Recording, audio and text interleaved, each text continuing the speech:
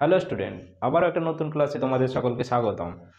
আজ আমরা মূলত মূলদ সংখ্যা কি এবং কেন আমরা এটা পড়ব, মানে প্রয়োজনীয়তাটা কি সেটা জানব এবং মূলদ সংখ্যা দিয়ে কিছু অঙ্ক সমাধান করার চেষ্টা করব।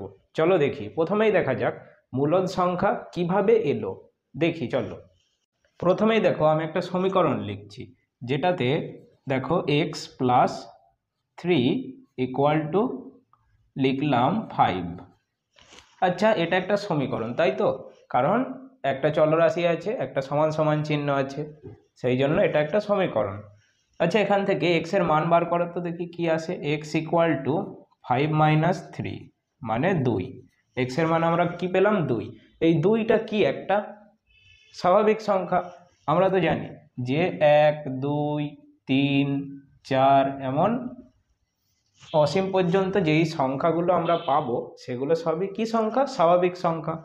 আচ্ছা, আমি এটাকে একটা আলাদা ঘর করে দিলাম বা এটাকে একটা আলাদা দল হিসাবে আমরা দেখছি। এটা হচ্ছে কিসের দল? স্বাভাবিক সংখ্যার দল।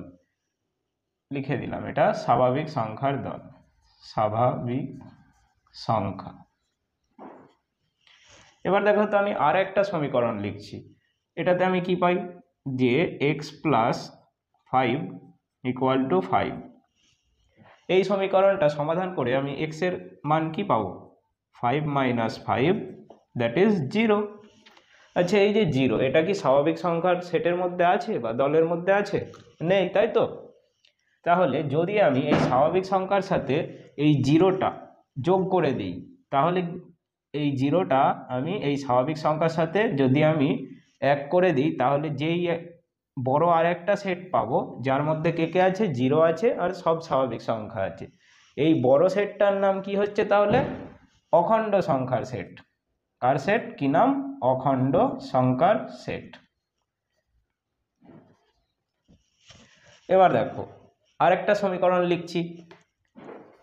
x+2 = 1।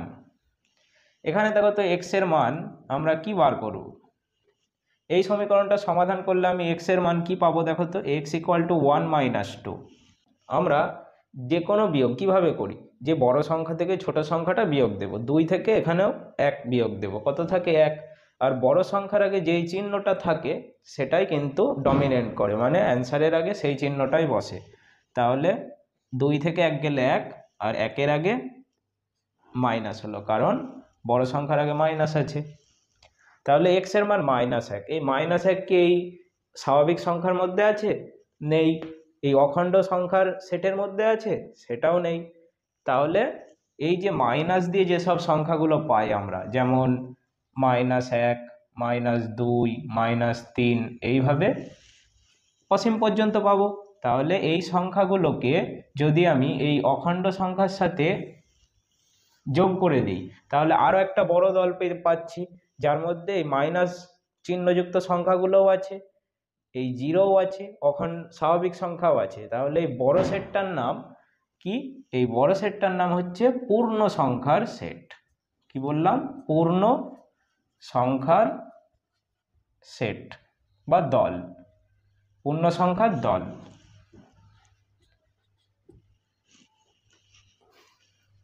এবার দেখো, এই তিনটে সমীকরণ সমাধান করে আমি x এর মান 2 পেয়েছি। তাহলে এই 2টা কি? এই সমীকরণের একটা বীজ।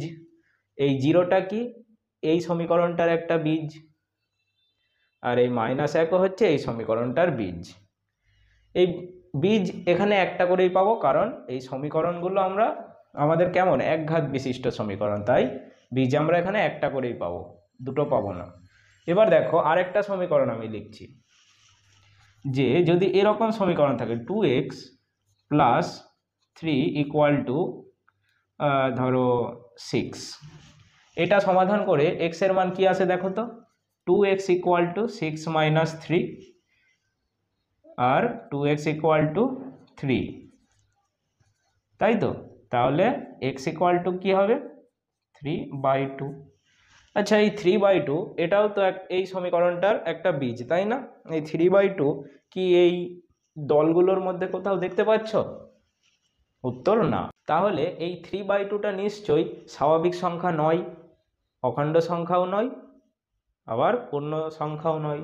তাহলে দেখো এই 3/2 একটা বিশেষ নাম আছে। আজকে আমরা এই 3/2 এই সংখ্যাটার উপরই আলোচনা করব, যার নাম হচ্ছে মূলদ সংখ্যা। তাহলে মূলদ সংখ্যা কাকে বলে? যেই সব সংখ্যাকে আমরা এরকম আকারে প্রকাশ করব, মানে একটা ভগ্নাংশের মতো দেখতে হলেই সেটা মূলদ সংখ্যা হয়ে যাবে। তাহলে দেখো তো, এটা কি মূলদ সংখ্যা হবে? 5/2 হবে, কারণ এটা ভগ্নাংশের মতোই দেখতে। আচ্ছা, এটা কি মূলদ সংখ্যা হবে? 5। তোমরা প্রথমবার দেখে হয়তো বলবে না স্যার এটা মূলদ সংখ্যা হবে না, কারণ এই 5 তো আমি স্বাভাবিক সংখ্যার মধ্যে দেখতে পাচ্ছি, এটা স্বাভাবিক সংখ্যা। আচ্ছা দেখো তো, এই 5কে আমরা কি এটা লিখতে পারি? 5 = 5/1 এটা লিখতে পারি? হ্যাঁ। তাহলে দেখো তো, এরম আকারে লেখা গেছে কি, এই লবে কে আছে? লবে 5 আর হরে 1, তার মানে 5ও একটি মূলদ সংখ্যা। এখান থেকে একটা জেনারেলাইজেশন করা যেতে পারে যে প্রত্যেকটি মূলদ সংখ্যাই স্বাভাবিক সংখ্যা নয়, কিন্তু প্রত্যেকটি স্বাভাবিক সংখ্যাই হলো মূলদ সংখ্যা। তাহলে কি বললাম? প্রত্যেকটি মূলদ সংখ্যা কিন্তু স্বাভাবিক সংখ্যা নয়। যেমন এটা একটা মূলদ সংখ্যা, কিন্তু এটা কিন্তু স্বাভাবিক সংখ্যা নয়। এই 5-এর 2 কিন্তু এর মধ্যে কোথাও নেই। কিন্তু দেখো, এই 4 যে স্বাভাবিক সংখ্যা, 4কে কিন্তু আমরা 4/1 লিখতে পারি, তাই 4 হচ্ছে একটা মূলদ সংখ্যা। তাহলে প্রত্যেকটি স্বাভাবিক সংখ্যাই মূলদ সংখ্যা হবে, কিন্তু প্রত্যেকটি মূলদ সংখ্যা স্বাভাবিক সংখ্যা হবে না। তাহলে মূলদ সংখ্যা আমরা কাকে বলবো? যেই সব সংখ্যাকে p/q আকারে প্রকাশ করা যাবে, যেখানে p আর q হচ্ছে পূর্ণ সংখ্যা এবং q ≠ 0, তাকেই আমরা মূলদ সংখ্যা বলবো। আচ্ছা, এই p/q আকারে প্রকাশ করা যাবে, তাই তো? এরকম p/q, আর যেখানে এই qটা ≠ 0 আর pq বোথ কোথায় আছে? pq দুটোই কিন্তু পূর্ণ সংখ্যা, মানে এই পূর্ণ সংখ্যার এই বড় দলটার মধ্যে এই pq থাকলেই হবে। তাহলে দেখো, এই পূর্ণ সংখ্যার মধ্যে ধরো আমি p এর মান -3 নিলাম, p এর মান কি নিলাম? -3, আর q ও পূর্ণ সংখ্যায় নেব, q এর মান ধরো 3 নিলাম। আচ্ছা, এই পূর্ণ সংখ্যার দল মানে শুধু কিন্তু এই লাইনটা নয়, এই বড় বৃত্তের ভিতরে যারা যারা আছে সবাই পূর্ণ সংখ্যা। কেমন? ধরো আমি q এর মান নিলাম +3, তাহলে কি পেলাম? -3/+3, বা 3 3 কেটে গেল, -1, তাহলে কি পাচ্ছি? -1 পাচ্ছি, যেটাও একটা পূর্ণ সংখ্যায়। আবার সেই সাথে মূলদ সংখ্যাও বটে, যে কোনো পূর্ণ সংখ্যায় মূলদ সংখ্যা হবে, আমরা তো দেখলাম স্বাভাবিক সংখ্যা দিয়ে।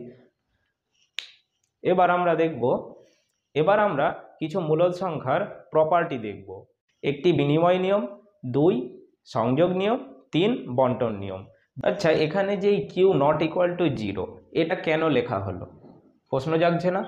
আচ্ছা দেখো তো, q এর মান যদি 0 হয় তাহলে কি হবে? তাহলে দেখো p/0, তাই না?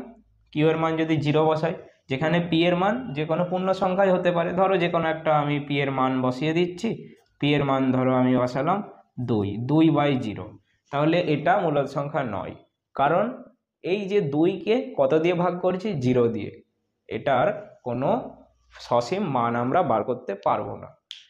দেখো, এটাকে যদি আমরা ভাষায় প্রকাশ করি তাহলে কিভাবে বলবো? যে কারোর কাছে 2টি পেন আছে, ওই পেন দুটোকে কতজনের মধ্যে ভাগ করতে হবে? 0 জনের মধ্যে আমাকে ভাগ করতে হবে। তাহলে সেটা কি সম্ভব নাকি? 0 জন মানে সেখানে একজন এক্সিস্টই করছে না, তাহলে আমি 2টো পেন দেবো কাকে? তাহলে এই ভাগটার কোনো মিনিংফুল অর্থ এখানে নেই, সেই জন্য কোনো সংখ্যাকে আমরা 0 দিয়ে ভাগ করতে পারি না। সেই জন্যই মূলদ সংখ্যার সংজ্ঞাতে এটা বলেই দেওয়া আছে, এই নিচে q ≠ 0, এটা কিন্তু বলতেই হবে। বিনিময় নিয়ম মানে আগেও তোমরা জানো হয়তো, যে এই রকম কোনো জিনিস থাকলে a + b, এরকম যদি যোগের বিনিময় নিয়ম, এটাকে আমরা বলবো যোগের বিনিময় নিয়ম। a + b = যদি b + a হয়, তাহলে কি বলবো? যে ab বিনিময় নিয়ম মেনে চলে। যদি ab বোথ মূলদ সংখ্যা হয়, তাহলে কি বলবো? মূলদ সংখ্যা যোগের বিনিময় নিয়ম মেনে চলে। আর যদি না হয় তাহলে চলে না। এবার আসছি সংযোগ নিয়ম। সংযোগ নিয়মটা কি? সংযোগ নিয়ম বুঝতে গেলে আমাদের তিনটি সংখ্যা লাগে। আচ্ছা, তিনটি আমি সংখ্যা লিখছি, যে a plus B plus C. ধরলাম প্রথমে আমরা এখানে তিনটি যোগ আছে, প্রথমে যে কোনো দুটো যোগ করব। প্রথমে আমরা করছি এই শেষের দুটো যোগ। এই যোগফলটা করার পরে যেটা যোগফল আসবে সেটা যদি এই a plus B plus C, এবার প্রথম দুটো যোগ করে যদি সমান হয়, মানে এই বাঁ দিক আর ডান দিক যদি সমান আসে, তাহলে আমরা কি বলবো? মূলদ সংখ্যা সংযোগ নিয়ম মেনে চলে। আর যদি না আসে তাহলে চলে না। এবার দেখো বন্টন নিয়ম। বন্টন নিয়মেও আমাদের তিনটি সংখ্যা লাগে। নিয়মটা কি? যে a গুণ B plus C equal to যদি a গুণ বি প্লাস a গুণ সি, এটা যদি হয় তাহলে কি বলবো? যে মূলদ সংখ্যা যোগের বন্টন নিয়ম মেনে চলে। দেখো আমি সবগুলো যোগ দিয়েই করেছি, এগুলো হচ্ছে যোগের বিনিময়, যোগের সংযোগ, যোগের বন্টন। এবার বিয়োগ দিয়ে করলে একই রকমভাবে, শুধু যোগের জায়গায় কি করবে? বিয়োগ চিহ্ন। যোগের জায়গায় বিয়োগ চিহ্ন। এখানেও যোগ যেখানে যেখানে আছে শুধু বিয়োগ, এখানেও একই হবে, একই হবে, শুধু এখানে ব্র্যাকেটের মধ্যে বিয়োগ দিলেই হবে, আর এখানে বিয়োগ। তোমরা বাড়িতে চেক করবে যে মূলদ সংখ্যা বিনিময় নিয়ম মেনে চলে কিনা। দেখবে যে এই যোগের ক্ষেত্রে চলবে, কিন্তু যখনই তুমি বিয়োগটা করতে যাবে তখন কিন্তু আর বিনিময় নিয়ম মানবে না। আচ্ছা, বিয়োগেরটা আমি দেখিয়ে দিচ্ছি তোমাদের, দেখো।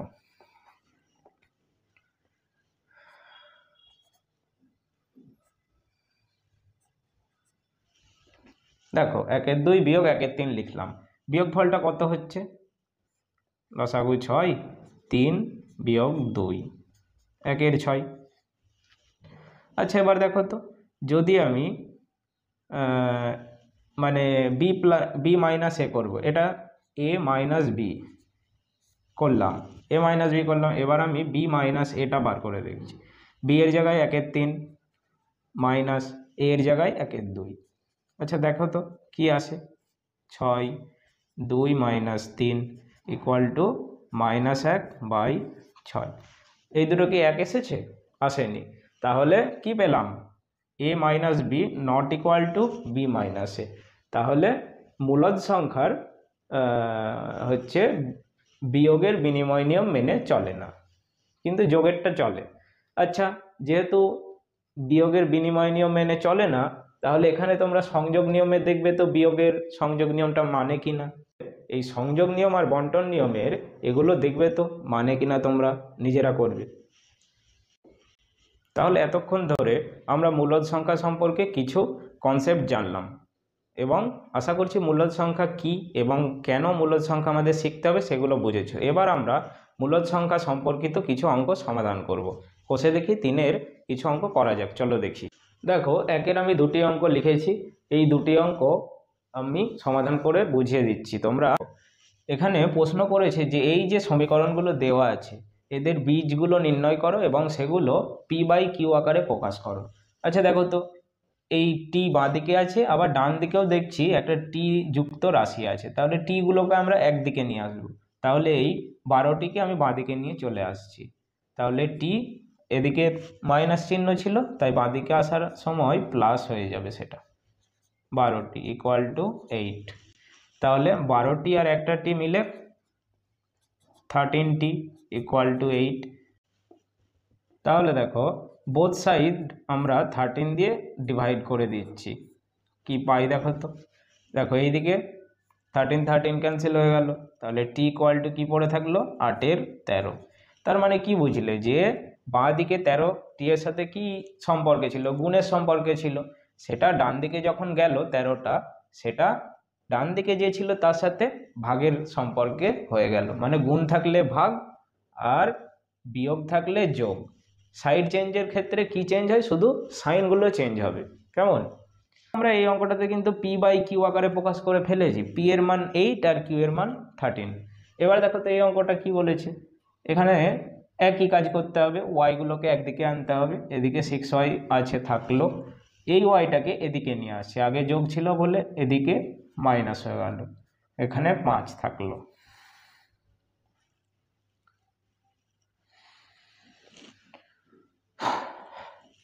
দেখো 6y থেকে একটা y বিয়োগ, তার মানে 5y ইকুয়াল টু 5। তাহলে কি থাকছে, y ইকুয়াল টু 5/5, কাটাকুটি হয়ে 1, তাই তো। এই 1কে আমরা কি লিখতে পারি, 1/1। তাহলে p equal to 1, q equal to 1। তাহলে p এর ভ্যালু 1, q এর ভ্যালু 1। y ইকুয়াল টু -5/4 হলে minus of minus y equal to y যাচাই করি, এটা আছে। তাহলে এখানে কি করতে হবে আমাদের, জাস্ট y এর মানটা যে কোনো একটা দিকে আমরা বসাবো। আচ্ছা, এই বাঁ দিকেই বসাই, এটা বাঁ দিক, এটা সমান সমানের ডান দিক। তাহলে এইটাকে আমরা লিখবো লেফট হ্যান্ড সাইড বা বাম পক্ষ। বাম পক্ষ, বাম পক্ষ কে আছে, মাইনাস অফ মাইনাস ওয়াই, তাই তো।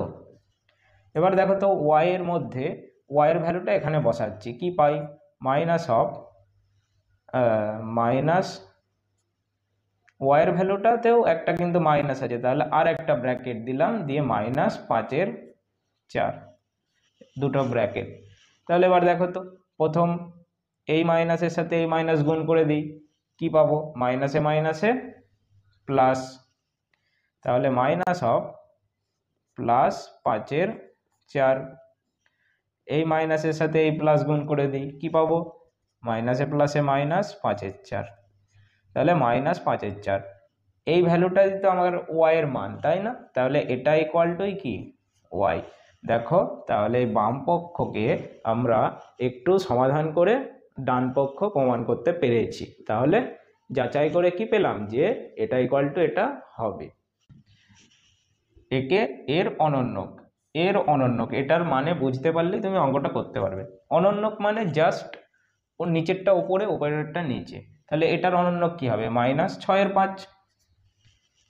বাস, এর সাথে এটা গুণ করে দাও, 7/18 গুণ -6/5।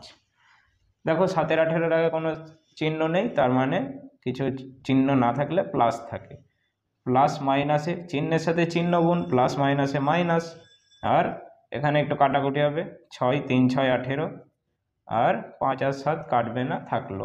উপরে কে থাকছে 7, আর নিচে থাকছে 15। তাহলে গুণফল কত পেলাম, -7/15 হয়ে গেল 5-এর অঙ্কটা। দেখো, এই 6-এর দাগে দুটো অঙ্ক দেওয়া আছে এবং বলা আছে যে বিনিময় আর সংযোগ নিয়ম ব্যবহার করে এই দুটো সমাধান করতে বা সরল করতে। কিন্তু যদি আমরা বিনিময় আর সংযোগ নিয়ম ব্যবহার নাও করি তাও কিন্তু এই দুটো কিন্তু সমাধান করা যাবে, মানে মান তোমরা বার করতে পারবে। তাহলে বইতে কেন বললো যে বিনিময় আর সংযোগ নিয়ম ব্যবহার করতে, নিশ্চয়ই কোনো কারণ আছে, অবশ্যই আছে। কারণ তোমরা এখানে যদি একটু বিনিময় নিয়ম ব্যবহার করো তাহলে দেখবে এটা অনেক সহজে তোমরা সমাধান করে নিতে পারবে। আচ্ছা দেখো তো, আমি কি 8-এর সাথে 15 এর কোনো রিলেশান পাচ্ছি, কোনো রিলেশান নেই। কিন্তু দেখো তো, এই 8-এর সাথে 32-এর একটা সুন্দর রিলেশান আছে, কি বলো তো, 4 × 8 = 32। তাহলে এই 3/32কে যদি আমি 5/8-এর পাশে নিয়ে চলে আসতে পারি, তাহলে কি ঘটনা ঘটবে, আমি এই দুটোকে নিয়ে সহজে আমি লসাগু করব এবং এই দুটো যোগফলটা আমি বার করে নিতে পারবো। আচ্ছা দেখি তো, কিন্তু এখানে বিনিময় নিয়ম ব্যবহার করছি। বিনিময় নিয়ম কার কার মধ্যে হবে, এটা আর এটা, মানে এই দিকেরটা এদিকে আসবে আর এরটা এই দিকে যাবে। আচ্ছা দেখো করছি,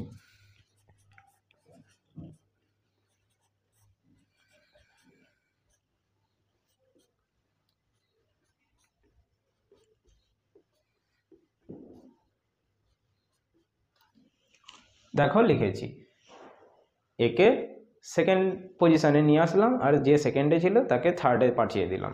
এবার দেখো তো, এদের লসাগু আমি বার করে নিতে পারবো। 8 আর 32-এর লসাগু কত, 32। তারপরে ভাগ করলে 4 হয়, 32কে 8 দিয়ে ভাগ করি, কত পেলাম, 4। 4কে 5 দিয়ে গুণ, 4 × 5 = 20। একইভাবে +3, এই দুটোর কাজ মিটে গেল আমাদের। এবার দেখো এই দুটো করতে হবে, তাই তো। আচ্ছা দেখো তো, এই দুটোকে করার আগে আমি এই সাইনের সাথে এই দুটো যোগ করার আগে আমি কি করব, এই সাইনটাকে আমি গুণ করে দিই, কি পাই দেখো তো,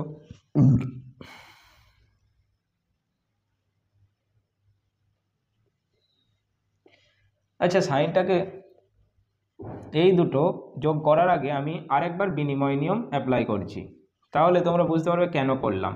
তাহলে কে আগে আসবে? এটা আগে চলে আসলো 11/75, আর এই জিনিসটা পরে চলে গেল প্লাস মাইনাস 7/15 পাঠিয়ে দিলাম। এবার দেখো চিহ্নের সাথে চিহ্নের গুণটা আমি বার করে নেব।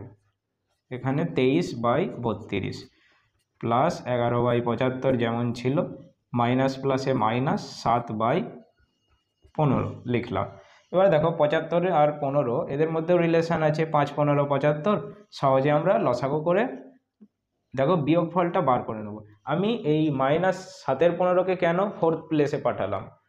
দেখো একে যদি থার্ডে রাখতাম তাহলে আমাকে মাইনাসের ঝামেলা করতো, এখন এই মাইনাসটা আমাদের কোনো ঝামেলা করবে না। আচ্ছা দেখো তো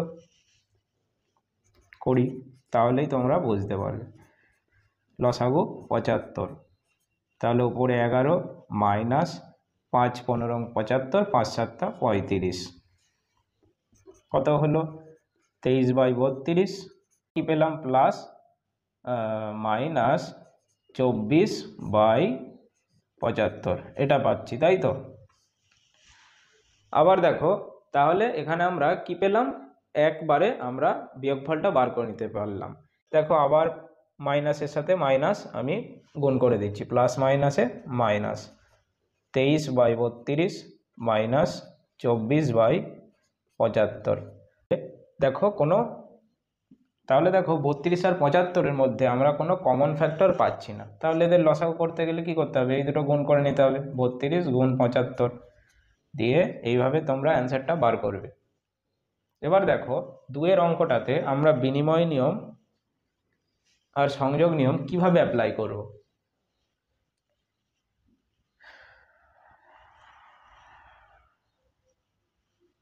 আচ্ছা দেখো 4টে মূলদ সংখ্যা আছে, তাদের গুণফল আমাদের বার করতে হবে।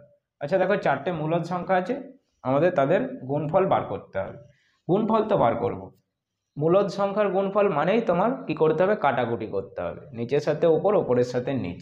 আচ্ছা প্রথমটাই দেখো 121 দেখতে পাচ্ছ তোমরা, তাই তো? 121 মানে কি বলো তো?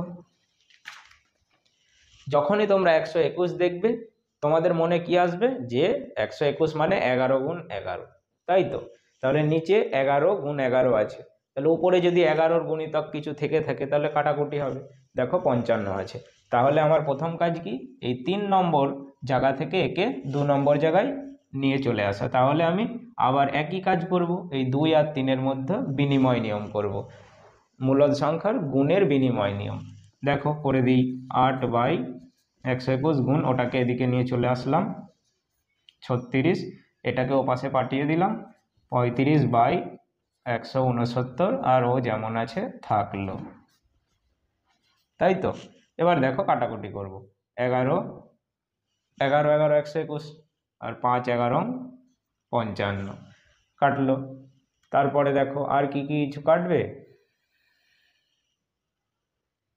দেখো এখানেও কাটছে, 5 7 35, 7 7 49 কাটলো।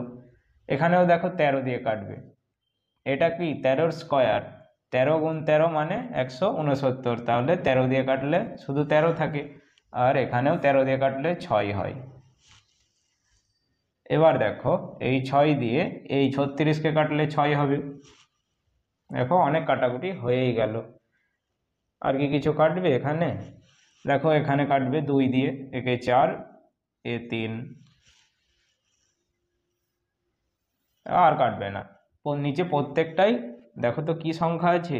মৌলিক সংখ্যা, সেই জন্য উপরে যদি হুবহু এই সংখ্যাগুলো না থাকে তাহলে আর কাটছে না, নেই যেহেতু আর কাটার চেষ্টাও করছি না। উপরেরগুলো উপরের সাথে গুণ, আর নিচে যারা আছে তারা প্রত্যেকের সাথে গুণ করে দেব।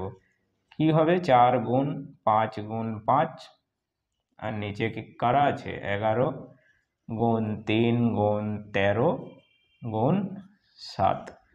দেখো উপরে কি হলো? 4 25-এ 100, তাই না? আর নিচে 11 গুণ এটা গুণ এটা। এই গুণটা আমরা কিভাবে করব দেখো তো? 3 13 39, 3 13 39, 39কে 7 দিয়ে গুণ করব। আচ্ছা 39-এর জায়গায় আমরা 40ই মনে করছি। 40 গুণ 7 মানে কত? 4 7 28, 280। এক বেশি ধরেছিলাম, কয়বার বেশি গিয়েছে? 7 বার। তাহলে 240 থেকে না 200, 4 7 28, 280, 280 থেকে 7 বাদ গেলে 273। 273 গুণ 11 কি হয় বলো তো? 273 গুণ কত? 11। এই গুণটা সব থেকে সহজ। আচ্ছা প্রথমে এমনি যেমন গুণ করি তেমনটাই দেখাচ্ছি। 273, 273 কত পাবো? 3003, তাই তো? দেখো তো একবারেই গুণটা করা যাবে। 273 গুণ 11 এইভাবে লিখব। আর গুণফলটা দেখো কিভাবে বার করি। প্রথম যে আছে তাকে বসাও 3, তারপরে প্রথম আর দ্বিতীয় এই দুটোকে যোগ করো। প্রথম সংখ্যা দ্বিতীয় সংখ্যা যোগ করলে কত হয়? 7 আর 3 10, 10-এর 0। একটা করে ডিজিট আমরা বসাবো, দুটো ডিজিট কখনো বসাবো না। 10-এর 0 ক্যারি থাকলো 1। এবার দেখো দ্বিতীয় সংখ্যা তৃতীয় সংখ্যা যোগ করো একইভাবে। কত? 7 আর 2 9, 9 আর 1 10। আবার একটা ডিজিটই বসাবো 0, আবার ক্যারি হাতে 1। তাহলে এবার দেখো এখানে কি আছে? চতুর্থ তো কেউ নেই, তাহলে শেষে কে আছে? সবার শেষে 2 আর ক্যারি ছিল 1, তাহলে হলো কত? 3। দেখো আমরা এই গুণফলটাই বার করলাম মুখে মুখে। প্রথমে যে ছিল তাকে বসালাম, তারপরে প্রথম আর দ্বিতীয় যোগ করলাম, একটা ডিজিট বসালাম, ক্যারি থাকলো। দ্বিতীয় তৃতীয় যোগ করলাম, ক্যারি যে ছিল তাকে জুড়লাম, একটা ডিজিট বসালাম, তারপরে একদম শেষে যে আছে তার সাথে ক্যারি যদি কিছু থেকে থাকে সেটা যোগ করে বসিয়ে দিলাম। তাহলে 11 দিয়ে গুণ আমরা মুখে মুখেই করতে পারবো। নিচে বসিয়ে দাও এটা 3003। এবার দেখো 7-এর অঙ্কটাই আমাদের বলেছে এই সমস্ত মূলদ সংখ্যাগুলোকে সংখ্যা রেখায় বসাতে হবে। মানে এই 1-এর 4 সংখ্যা রেখার ওপর কোন পয়েন্টটাতে বসে আছে সেটা দেখাতে হবে। -3-এর 4 এটা কোন পয়েন্টে আছে সেটা তোমাকে দেখাতে হবে। চলো দেখি। প্রথমে আমাদের কাজ হচ্ছে একটা সংখ্যা রেখা আঁকতে হবে। ধরো এখানে আছে কি 0, ডান দিকে পজিটিভ, বাঁ দিকে নেগেটিভ। তাহলে ধরো এখানে আছে 1, এখানে 2, এখানে 3, এইভাবে এই দিকে এটা অসীম পর্যন্ত বিস্তৃত, আর এই দিকেও এখানে আছে -1, এখানে আছে -2, এখানে আছে ধরো -3। কেমন? এবার দেখো প্রথমটাই যদি আমরা দেখি 1-এর 4 কোথায় আছে। প্রথম দেখবো 1-এর 4-এর আগে চিহ্নটা কি? পজিটিভ। তাহলে এটা নিশ্চয়ই শূন্যের কোন দিকে? ডান দিকে আছে। এবার কাজ হচ্ছে কোথায় আছে। ডান দিকে তো আছে বুঝলাম, ডান দিকে তো অসীম পর্যন্ত বিস্তৃত, কিন্তু 1-এর 4টা আছে কোথায়? দেখো 1-এর 4 এটা তো পজিটিভ, 0-র থেকে বড়। এবার আমার কাজ হচ্ছে 1-এর 4 কার থেকে ছোট? কার থেকে মানে কোন পূর্ণ সংখ্যার থেকে ছোট? দেখো তো 1-এর 4 কি 1-এর থেকে ছোট? অবশ্যই ছোট। কারণটা তাহলে কি? দেখো আমরা যদি 1 থেকে 1-এর 4 বিয়োগ দিই তাহলে কি পাবো বলো তো? একইভাবে লসাগু 4, এখানে 4 বিয়োগ 1, তাহলে 3-এর 4।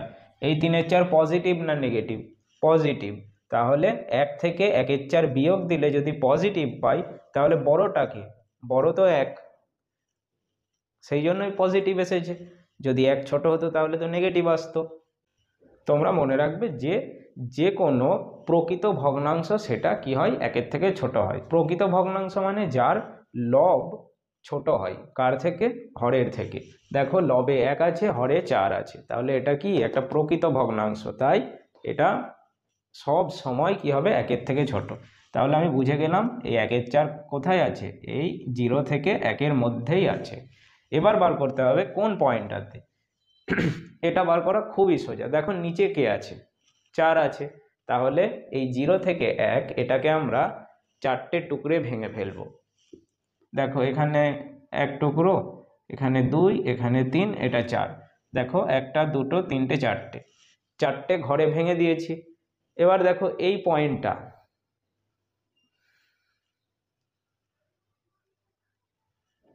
তাহলে এই প্রথম দাগটা কোন সংখ্যাকে নির্দেশ করছে বলো তো? এক্ষুনি বেরিয়ে যাবে। পুরো লেন্থটা কত? 0 থেকে 1, 0 থেকে 1 এইটুকু ঘরের লেন্থ আমরা কি করে বার করব? যে বড় সংখ্যা থেকে ছোটটা বাদ দিয়ে দেবো। 1 বিয়োগ 0, লেন্থ সমান সমান কত পেলাম? 1। তাহলে এই পুরো লেন্থটাকে আমরা কয় টুকরে ভাগ করছি? 4 টুকরে। তাহলে দেখো তো, এই লেন্থ মানে ছোট টুকরের দৈর্ঘ্য কত হবে? ছোট ঘরগুলির দৈর্ঘ্য কত? পুরোটাকে আমরা 4 ভাগ করছি, 1/4। ছোট ছোট ঘরগুলির দৈর্ঘ্য 1/4 করে। তার মানে এই ছোট এইটুকু 1/4, এটুকু 1/4, এটুকু 1/4 আর এটুকু 1/4। তাহলে 0 থেকে 1/4 যদি আমি ডান দিকে যাই তাহলে কোন সংখ্যা পাই? 0 যোগ 1/4। আচ্ছা দেখো কি করে পেলাম। ও ধরো 0-এর সাথে আমি 2 যোগ করব, তাহলে কত পাবো? 0 যোগ 2 মানে 2, এই পয়েন্টটা ডিনোট করছে। তাহলে 0-এর সাথে যদি আমি এই 1/4 যোগ করি তাহলে সেই পয়েন্টটা ডিনোট করবে যার মান হবে 1/4। তাহলে 1/4 কে? এই পয়েন্টটা হচ্ছে 1/4। এটাই তোমার কাজ ছিল, যে 1/4 কোন বিন্দুটা তুমি সংখ্যা রেখায় বসাও। তাহলে বুঝে গেলাম 1/4 এখানে আছে। এবার দেখো -3/4, আগে মাইনাস চিহ্ন, তার মানে বাঁ দিকে আছে। এটা কি প্রকৃত ভগ্নাংশ না অপ্রকৃত ভগ্নাংশ? অবশ্যই প্রকৃত ভগ্নাংশ। তাহলে এটা 0 থেকে 1-এর মধ্যেই থাকবে, তাই তো? আর নিচে যেহেতু 4 আছে তাই আবার আমরা সেই 4 ভাগ করব ঘরটাকে। 1 2 3 4। তাহলে দেখো 0 থেকে যে প্রথম আছে আমি কি করব? 1/4 যোগ করব, আগে শুধু চিহ্নগুলো মাইনাস। এই পয়েন্টটা 1/4, আগে মাইনাস, -1/4, আবার -1/4-এর সাথে 1/4 যোগ করব।